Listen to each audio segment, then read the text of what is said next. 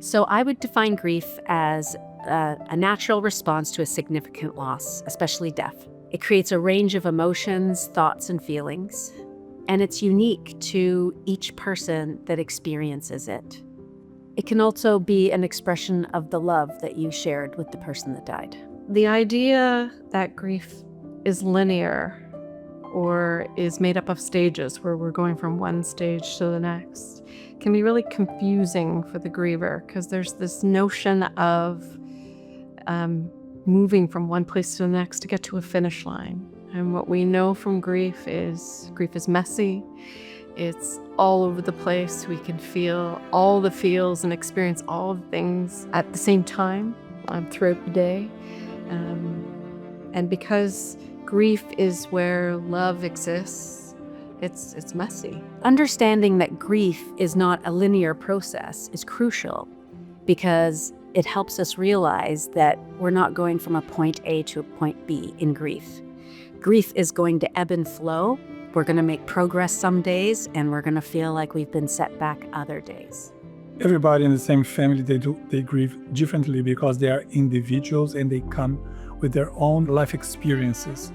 And losing a loved one, it's going to be affecting all the family, but everybody's going to be responding in their own way of the grieving process. And that's individualized. There is no a guideline to be grieving or expecting to be responding differently. It's based on their personal experience and their experience with the person who died. Some factors that influence the way people grieve are the relationship to the person that died, also the way in which they died, whether it was a sudden, unexpected loss or an expected loss. Some other things that may impact a person's grief would be cultural values, religious or spiritual practices and values, the relationship to the person who died, personality styles, and maybe past experience with grief. You know, if they've had a lot of loss in their life versus this is the first time they've lost somebody, all of those things will impact the way someone grieves. Primary loss is the immediate or core loss, someone or something that's important to you. Secondary loss is everything else. It could be the loss of your role as a spouse or a loved one, financial insecurity, or loss of dreams and hopes. For example, after the death of a spouse, you not only lose your person, you lose your own role as a wife or a husband, potentially financial insecurity, loss of roles or routine, and the loss of our predicted future. As you're navigating grief, self-compassion is very important. Be kind to yourself. So grief impacts all the ways we know to be in the world. For the most part, people imagine grief as being something emotional, where we're going to feel these really big emotions of sadness, anger, loneliness, despair, guilt, regret, all of these really big emotions. But grief also impacts the way we show up in the world cognitively. So for instance, if you were a person that focused on details, you may not remember things. You may start an activity and you don't finish an activity.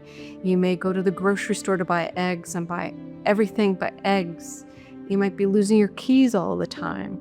You might have a hard time remembering things and get distracted or find yourself ruminating in thoughts. So grief impacts our cognitive way of being. Grief also impacts our social way of being in the world. So if you were a part of a couple and you did couple things, now you're attending things alone. So you might feel that sense of isolation or not sure where you belong, or really can't even imagine being in the world without your person. So grief impacts the way we are socially in the world. It also impacts our physical being. And I know from my own experience in grief, this one really caught me off guard. We might feel that sense of chest tightness or heart palpitations or have upset stomach or digestive issues, sleep disturbances. We might sleep too much or not enough or not be able to fall asleep. So it really impacts all the ways we know to be. And it also shows up in our spiritual or religious ways. We might need to lean into our faith or our spiritual practices, or we might even push them away, that we just can't go there. we might be asking questions like, why? Why me? Why them? Why now? And really be confused around what that looks like. So self-compassion can be important in the grieving process because it's about not being judgmental and not being self-critical of what's coming up for you. It's about being kind to yourself and supporting yourself with techniques and practices that can bring gentleness and ease into your life at a very difficult time. Self-care practices can be whatever you need them to be. It could be a walk, getting some fresh air outside, doing activities that you find calming or relaxing, and taking care of you in the way that you see fit. Grief is a journey. It's not something that's going to be fixed overnight. It's about navigating a new normal. When we lose someone significant to us, all the love that we used to share with them is still there, and we have nowhere to put it.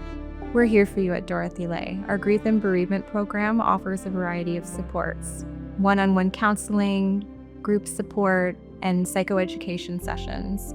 We're here to support you. I think if I had a final message for someone that was navigating grief, I would want them to know that this isn't something that they're going to get over or that they can fix. But there are ways that we can reach out for support if we need it. And if we can't do the reaching out, perhaps somebody we know could reach out for us. To be gentle with ourselves, to know that there's no finish line, that we're not on anyone else's timeline. This is our grief. It's personal to us. I think those things are really important to remember.